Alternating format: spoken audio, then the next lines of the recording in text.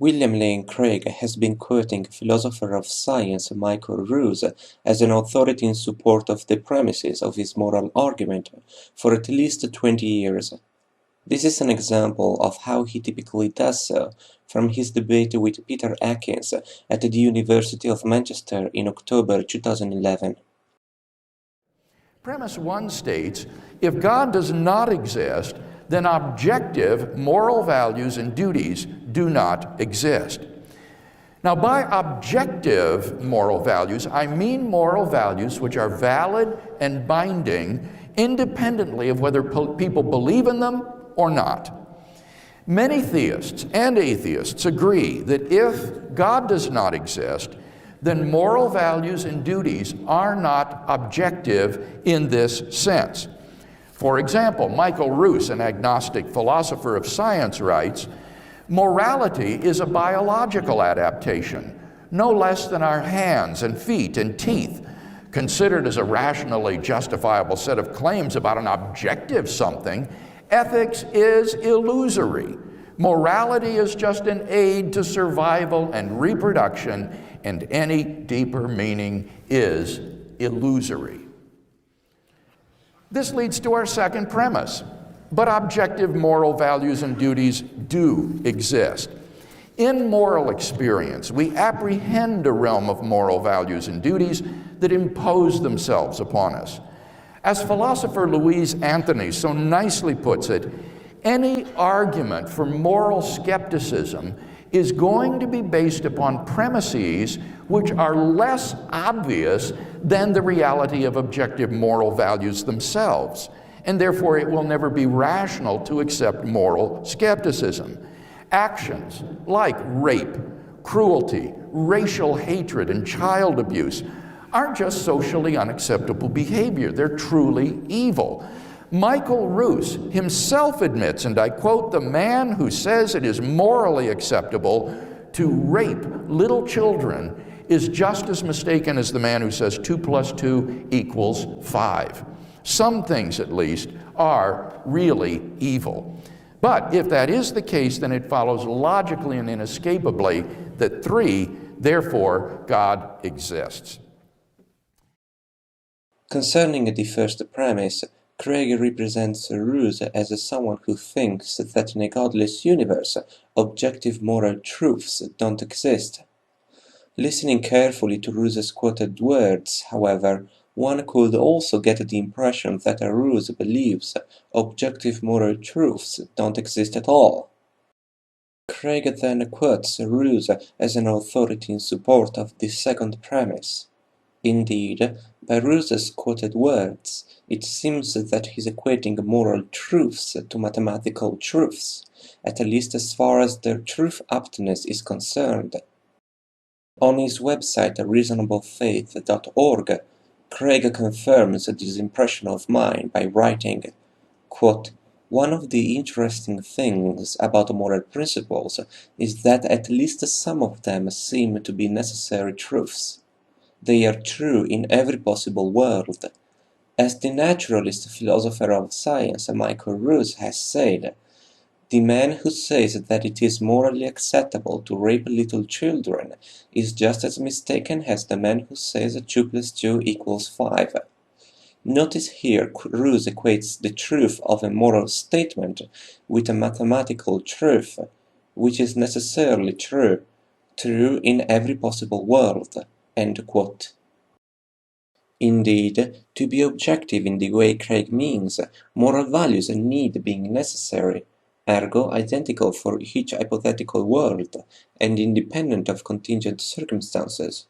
Suppose that evolution had implemented in humans very different yet still efficient values to promote our survival and reproduction. Necessary moral truths about good and evil would still hold true. At least some actions would still be morally wrong, independently of whether they would be considered such on the basis of these evolutionary ingrained values or not. God, being a necessary entity by definition, and hence identical for each hypothetical world, would grant the existence of necessary moral truths, and indeed, on Craig's view, moral values are grounded in God's moral nature. I'm not going to touch for now Craig's use of ruse in support of the first premise. However, as Craig has taken the quote in support of the second premise from Ruse's 1982 book Darwinism Defended, and I am in possession of said book, I can at least comment on that one. What we have to verify is, does Ruse consider at least some moral truths to be necessary?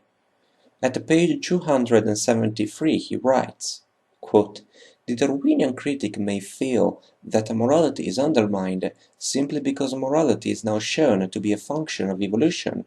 It has no objective reality. Morality could just be a farce played out by the genes to serve their own ends. However, source for ethics is a source for science. Not only do we get ethics because of evolution, through organs perfected by evolution, but we also get science. Ethics, therefore, is no less objective or whatever than science. The objection fails because the scientific premises on which the objection is based are no less subject to the objection itself than is the target of the attack, ethics.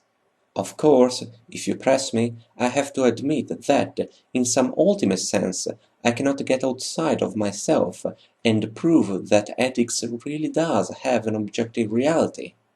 Here I would appeal to some sort of pragmatism. Ethics works, and I believe in it. I can say no more." End quote.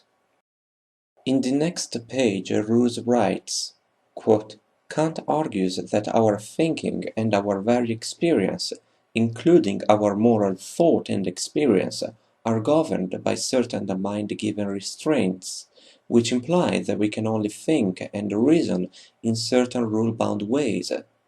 I do believe with Kant that in ethics we think and evaluate according to certain mind-given rules. For us, these rules are ultimate and not capable of further justification, other than a pragmatic one. If ethics made us all dreadfully unhappy, then it would simply fail to work, because we would ignore it." End quote. This shows that William Lane Craig misrepresents Michael Ruse by presenting him as someone who believes moral truths are necessary truths. Coming back to the example I made earlier regarding a hypothetical course of evolution that would have given us values which would be different from the ones now ingrained in us, but still efficient to the purpose of survival and reproduction, while Craig maintains that in such a situation moral truths would still be the same as in our world, such a thing cannot follow from Ruse's view of ethics. In a hypothetical world in which evolution had ingrained in us different values of right and wrong, the pragmatic thing to do by Ruse's reasoning would be to adopt those values, mostly because our minds would have certain restraints that would prohibit us from not accepting them. Since for Ruse pragmatism is the ultimate foundation of morality, then those values would be right and wrong for that world. Therefore, for Ruse values are not identical for each hypothetical world. So what about the quote that we heard Craig mention? Well, I think Ruse just used an improper analogy, which then Craig cherry-picked from its context. But even if we were to assume that Ruse meant what Craig says he did, we would still have to conclude that Craig misrepresented him in another way. Here is what Ruse wrote in context. Quote, "We think ethically because of our evolution. It works, and no higher justification can be found or asked for. Because of our common evolutionary heritage, we share an ultimate moral code, and can indeed make judgments of right and wrong, distinguishing them from personal preference. The man who says that it is morally acceptable to rape little children is just as mistaken as the man who says 2 plus 2 equals 5. Moral standards are upheld by evolution, not destroyed by them." End quote. Even if we considered that Ruse was saying that moral truths are necessary the same way mathematical truths are, by the context of this sentence, Ruse will be saying that evolution grants moral truths that quality. In that case, Craig would be misrepresenting Ruse when presenting the first premise of his moral argument, when he asserts that a Ruse is someone who thinks that in a godless universe the existence of objective moral truths is impossible. To sum up, I conclude that Craig's use of Ruse as an authority in support of the second premise of the moral argument is nothing but a disingenuous ruse. Thank you for watching.